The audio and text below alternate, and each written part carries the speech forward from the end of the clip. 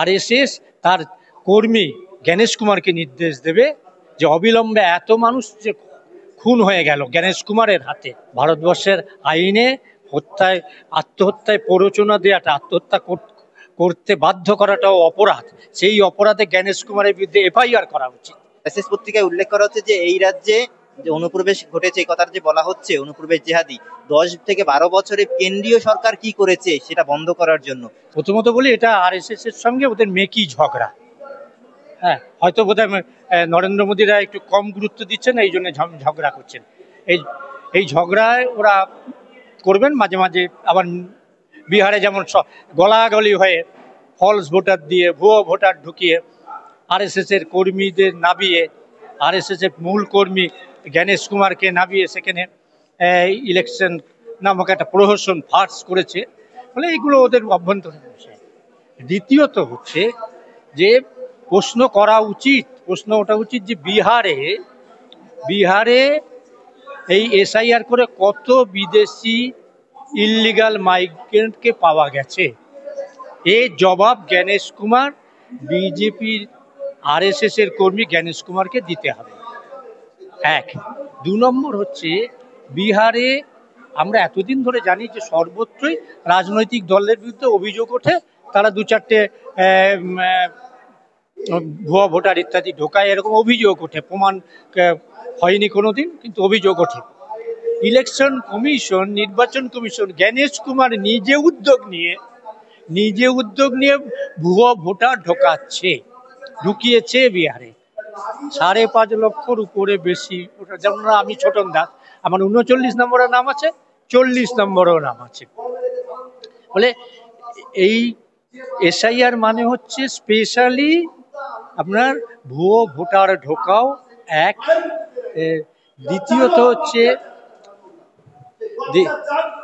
দ্বিতীয়ত যে প্রকৃত ভোটারদের নাম কেটে দেয়া, বিশেষ করে মহিলাদের, যেটা বিহারে করেছে। বিহারে প্রমাণ হয়ে গেছে যে মহিলা ভোটার তারা কেটে দিচ্ছে, আদিবাসী, দলিত এবং মুসলিম ভোটার নাম বাদ দিয়ে দেয়া। এবং সবচেয়ে বিপজ্জনক সেটা হচ্ছে যাদের নাম বাদ চলে গেল তাদের কি হবে?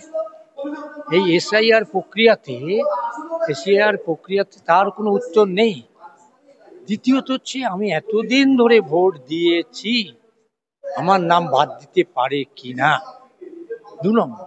3 নম্বর হচ্ছে, ইলেকশন কমিশন, নির্বাচন কমিশনের অসংখ্য নিজস্ব ডকুমেন্ট আছে, বই আছে। ইলেকশন কমিশনের কাজ নয় নাগরিকত্ব নির্ধারণ করা। হ্যাঁ, অসংখ্য আছেন। আপনার 80-র দশকের মুখ্যমন্ত্রী ছিলেন টি সাইলো, তিনি চিঠি দিয়েছেন ইলেকশন কমিশনে, তার রাজ্যে ভুয়ো ভোটারে ভরে গেছে। তার উত্তরে ইলেকশন কমিশন বলছেন যে এটা ইলেকশন কমিশনের কাজ নয়, এটা আপনি স্বরাষ্ট্র দপ্তরে, হোম ডিপার্টমেন্টের কাজ, আপনি সেখানে লিখুন। মানে সেই ইলেকশন কমিশন কি আজকে পাল্টে গেছে? গোটাটা ইলেকশন কমিশন একটা স্বাধীন সাংবিধানিক প্রতিষ্ঠান, সেটা আজকে পরিণত হয়েছে নরেন্দ্র মোদীদের অনুগ্রহ প্রাপ্ত একটা শাসক দলের একটা অর্গান হিসেবে। শাসক দলের বিজেপির বিজেপি ধরুন 100টা সংগঠন আছে, ইলেকশন কমিশন 101 নম্বর সংগঠন, এটা বিজেপির সংগঠন। আর জ্ঞানেশ কুমার বিজেপির নেতা হিসেবে ভারতবর্ষের সংবিধানকে, বিজেপির কাজ হচ্ছে সংবিধানকে ধ্বংস করা। জ্ঞানেশ কুমার ভারতবর্ষের আপনার ট্যাক্সের টাকায় মাইনে নিয়ে ভারতবর্ষের সংবিধানকে ধ্বংস করতে নেমেছে। কিন্তু দাদা, আরএসএস এর পত্রিকায় এই ধরনের প্রশ্ন তোলা, সেখানে সরাসরি অমিত শাহকে ইঙ্গিত করে নরেন্দ্র মোদীর দিকে আঙ্গুল তোলা, কেন্দ্রীয় সরকারের দিকে আঙ্গুল তোলা, যে কি করেছে তারা 10 থেকে 12 বছরে তারা ক্ষমতায় রয়েছে, এটা তো স্পষ্ট যে তারা ক্ষমতায় রয়েছে 10 বছর ধরে। তাহলে তারা কি করেছে, সেই প্রশ্ন যখন ওটা তোলা হচ্ছে আরএসএস এর পত্রিকায়, সেটার একটা বিশেষ তাৎপর্য থাকে না? প্রশ্নটা ভালো, এবং এই প্রশ্নকর্তারা যদি আন্তরিক হয়, যে এটা তো ঘটনা যে বিএসএফ এর গ্রেপ্তার একটা মানদণ্ড, যে কত মানুষ এদেশে ঢুকেছে ইত্যাদি, তারও হিসাব আছে। 2023-24 দেখাচ্ছে যে 2000-2500-এর বেশি বিএসএফ এর হাতে গ্রেপ্তার হয়নি, এবং কত মানুষ ঢুকেছে তার কোনো তথ্য এ, স্বরাষ্ট্র দপ্তরেও নেই। হ্যাঁ, প্রশ্নটা ভালো, কিন্তু প্রশ্নটা যারা করছেন তারা কি আন্তরিক? তা যদি হয় তাহলে তারা ঘৃণা বিদ্বেষ ছড়ানো বন্ধ করবে। আরএসএস তার কর্মী জ্ঞানেশ কুমারকে নির্দেশ দেবে যে অবিলম্বে এত মানুষ যে খুন হয়ে গেল জ্ঞানেশ কুমারের হাতে।